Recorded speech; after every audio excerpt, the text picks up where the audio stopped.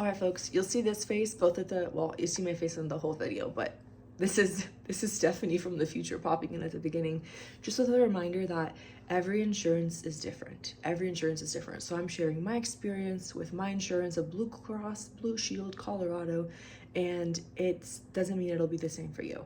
So I'm just sharing as much as I can in case any of it is helpful, because I've found things that other people have shared helpful, but take what I say with a grain of salt, take it through the lens of my experience, and always call your insurance for accurate information for you, as well as looking at the clinical guidelines for your insurance and your plan, because that's the most accurate thing. All right, see you around. Good morning, everybody. I am dog sitting and walking the dogs and just giving a quick update, and that is that I logged into my insurance portal Tuesday night and it said the pre-authorization was denied. And the main reason it listed as for why it was denied was so many cars, because the amount of grams that the surgeon listed as removing as the plan to remove during surgery wasn't enough. And I mentioned that in the previous video, that based on my Schnur calculations, that would likely be the case, and it was. So I already called. I was a little bummed at first. Like, I was like, oh no. Hello friends, it's been a minute since my last booby update. I think the video that I really recorded last was literally over a month ago, where it was, I don't know if it was the day, I think it was maybe a day after I found out that I got denied. And it's both been busy in life since then, but mostly it's just been such a back and forth of not really knowing what's next. So that's why I hadn't really updated things. But to give you a summary of what has happened since then, basically, I got denied. It said I got denied because the amount the surgeon listed wasn't enough. So my assumption was that it was because during my initial consult, the doctor had said she would remove 500 from one breast, 425 or 425 or something like that from the other, and that 425 wasn't enough because the minimum is 482 for the Schnur scale for my body, which is what Anthem, my insurance, uses. So I assumed it was because of that. So I contacted them, and there was just a lot of back and forth with the office trying to like figure out if she would be willing to say she could remove more, and we could update it that way. I offered like if I could pay them to do a peer-to-peer because they don't normally offer that. So I was getting some information from them, and eventually then I asked my PA, who's my primary care person, if she would be willing to do a peer-to-peer. She said yes, this angel from heaven. She said yes to doing a peer-to-peer. I was like, amazing. So I put together like a multi-page document for her that has all the things listed. I got the notes from the surgeon's office that they sent to insurance, and this is where I realized I got auto-denied, basically, because first of all, the surgeon said she would remove 500 from the left and 550 from the right, which is above the Schnur scale requirement for my weight and height at this time. And not only that, but the guidelines specifically say you have to meet the minimum for one breast, not two, just one. So even if she had listed 425 and 500, that 500 booby would have been enough to meet it because it's over 482. But she actually listed more, which is amazing for me because I want to go as small as possible. And that's, again, like minimum requirement. She can always take more out once she's in surgery, but that's what she's saying she can remove. So yeah, I got auto denied because in the guidelines, there's two basically ways to meet medical necessity for me. One is, I'll start with the second one because I think that's why they auto denied me and what they went off of. The second one says you have to remove at least 1 kilo, so 1,000 grams, which is 2.2 pounds, from each breast. And if you do that, then you're automatic, like you meet medical necessity, right? So that's option 2. Option 1, which is what I qualify under, because that she can't remove 2.2 pounds from each breast. I mean, maybe she could, but that's not what we're doing. Option 1 is that you both meet the Schnur scale requirements, which again, I do. My surgeon listed above what's minimum, and then it's that, and having tried conservative treatments for at least 3 months, which I have. I've been wearing, and it lists examples of conservative treatments, right?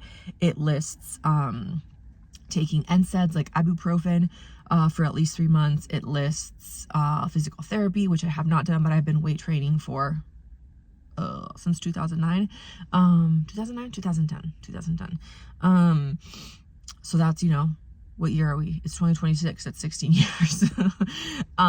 It lists wearing thicker bra straps, which I do. Like, I can't wear the itty bitty spaghetti straps. It just doesn't work.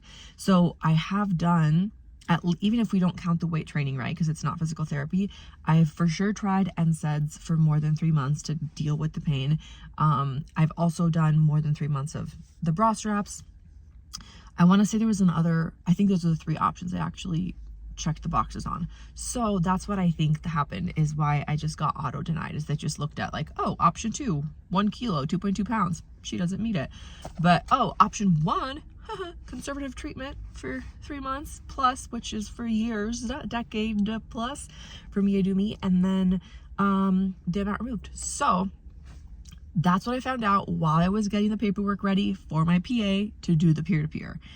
Again, Angel, right? She's like, yes, I'll help you. I'll do what I can. She goes to schedule the meeting with the insurance, the call to do this peer-to-peer, and they tell us the case was closed 10 days after I initially received the denial. So you can't schedule a peer-to-peer because the case is closed. So I don't know if this is Anthem or for all insurances, but this is something to keep in mind if you're on your own breast reduction journey or are dealing with any kind of medical claim, that apparently they close after 10 days or more or less. Again, it depends from place to place, but I didn't know that. I was going off of the appeal timeline and the fact that I think it was more than 60 days that I have for sure. Like, I have until June to appeal it. So maybe it was 85 days. It was something like that. So I was going off of the appeal timeline. I'm like, oh, the appeal, I can still have time to appeal, which that means that then I would also have time to do a peer-to-peer, but apparently no. So the more you know. So I got that news, not this weekend, but the one before, where it was like, oh yeah, actually, no peer-to-peer, can't do it. So she was really sweet, because I met with her today for other things, and she was actually like, if you're able to open the case again, like, I'm so happy to help, and I'm just so grateful, so grateful. So where we are now is I have 2 more consults scheduled for this Thursday, not for fun, but to get other opinions, just to see a little bit of what's out there. You never know. Maybe one of these 2 people I like even more than the surgeon I found initially. Who knows? I don't think I will, but you never know. So I have the 2 consults on Thursday, which thankfully, since I'm going through insurance, apparently, the consults are free, which I didn't know until I called this third place. So I'm grateful for that, because that's, some money saved. But I'll have the 2 consults, and then my biggest thing that I know some offices will automatically send the pre-authorization request to insurance. So this is, again, if you're on your own journey with this, knowing to ask them not to if you're not ready for them to do that. So that's what I plan to do first thing when I get into both appointments on Thursday, is be like, hey, FYI, I'm still exploring options. Do not send the pre-authorization. I will let you know if I decide to move forward with you, whatever, just to be clear, because I don't want any other things with insurance going on where, like, they might get other authorizations and then I can't appeal this initial one. Like, I don't know how it works, right? So I'm just like trying to make it as smooth as possible. And then the other thing, what was I gonna say? Yeah, that's the biggest thing. So I'm making sure to ask that. I have all my questions for the consult in terms of, like, understanding their surgery technique, asking them initially how small they're willing to go, what their experience, like how many surgeries they've done, breast reductions specifically, which both of these surgeons have been in practice for a while. So, but it's just fun question for me, as well as asking them to see pictures and kind of understand a little more. Yeah, for me, it's really just seeing pictures and the surgery technique, honestly, and then also how we vibe. And then based on how those go, I will either move forward with one of them, which I don't think that'll be the case, but I'm open. Or my main plan right now is to work on appealing the claim with the initial surgeon. So I'm going to keep building out the paperwork I have. I'd probably honestly submit it. I don't know. I'm still deciding on timelines and stuff, just because you don't know. Like, it takes 30 days to hear back, but are you going to hear back 30 days? Are you going to hear back before? So I'm still trying to like weigh this weird timeline in terms of understanding when it might be best for me to appeal based on when I want to have the surgery, because I'm not going to have it in the summer. Hell no. The latest I would have it, I think, is end of April. I don't want to go into May. And then if not, I would do it in the fall, probably October. So that's kind of like where all this timeline math is coming into place, is because I have 85 something days again. Like, I can appeal up until June, and then you have 30 days to hear back from the appeal, but then you have to schedule the surgery within 3 months usually. So I'm like, math. Like, if I wait to appeal until almost June and then I hear back, then it should fall appropriately for me to potentially have the surgery in October. But that's obviously if they were to approve the appeal, given that I don't have a lot of documentation about those 3 months of conservative treatments. So I might just go ahead and appeal it ASAP, like this weekend or next week, depending on how these 2 consults go. And then from there, at least I'll have an answer sooner rather than later. And if then I can have surgery, end of April, then great. If not, no. But that gives me enough time to then actually go to physical therapy, because they will probably, if I get denied, I know I'm going to be getting denied because I don't have adequate documentation for their standards of the conservative treatments. So that's the plan. I got an appointment I gotta go to, but stay tuned for more. Good morning, humans. I am at the hospital for my second consult, and then I have my third consult today. So I batched my second and third all in one day. But yeah, so we'll see how it goes. I have a feeling I might still like my original surgeon better, just because I think she's amazing so far. So I'm staying open-minded, seeing how it goes with surgeon number 2 and surgeon number 3 today. But I have my questions and I'm ready to go. All right, folks. Consult number 2 is done. She was great. I appreciated how slowly she moved with the appointment. Like, I didn't feel rushed. So that's always a plus in our medical system.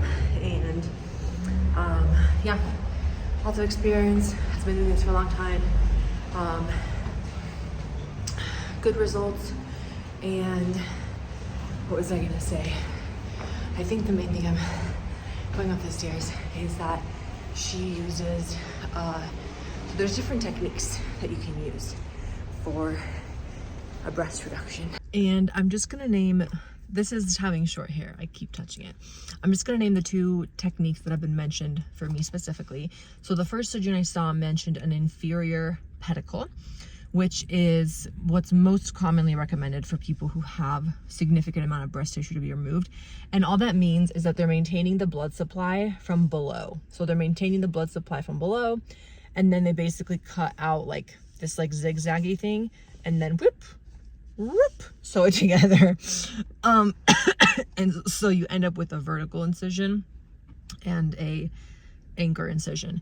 But the key difference between, from my understanding, the inferior pedicle and then the one that this surgeon recommended that she would use with me is the superior medial pedicle, is just where the blood supply is coming from. Not just, but it's where the blood supply is being kept. So like I said, the inferior one, they keep the blood supply that's coming from like underneath the boob, basically, for lack of a better explanation, versus the superior medial pedicle, they keep the blood supply that's coming from the top. And so like she was saying, when she closed, like with superior medial pedicles, you basically end up rotating the nipple to complete the surgery. So the way she explained it was helpful visually, I think, for people, which is where if you have a nipple piercing and then you do a superior medial pedicle, your nipple piercing ends up vertical, like you're twisting it and then closing it up that way. And yeah, so I feel like based on that, like it does seem in some online research like superior medial is usually preferred, and then the inferior is more like because we do it.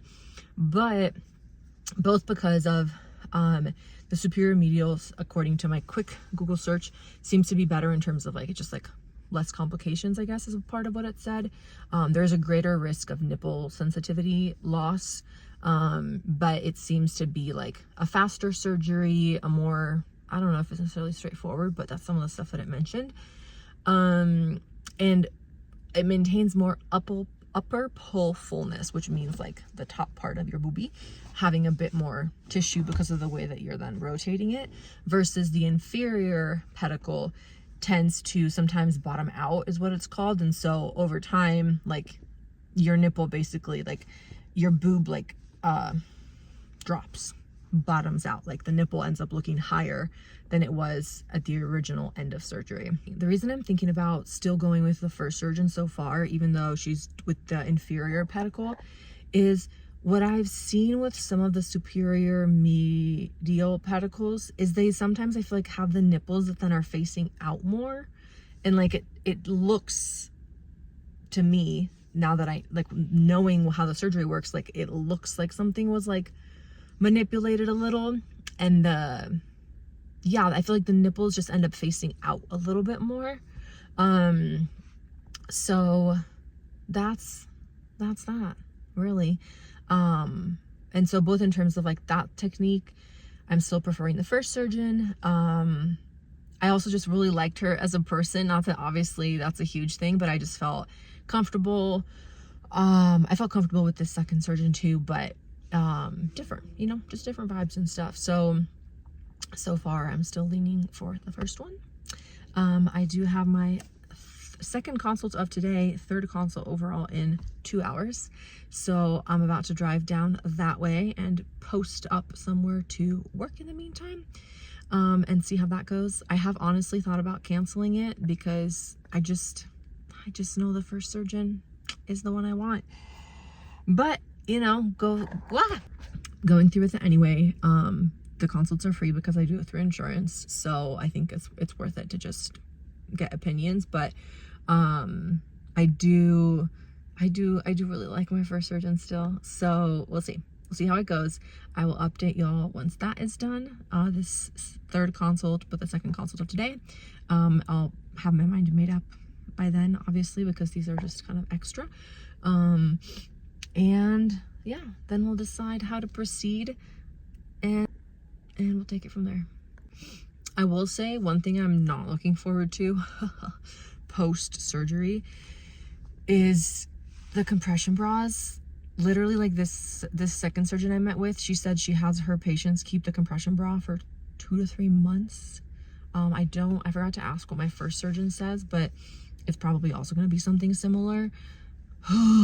I hate the feeling of being like restricted, unless it's like a desired kind of compression, you know, like someone's laying on top of you and it feels cozy.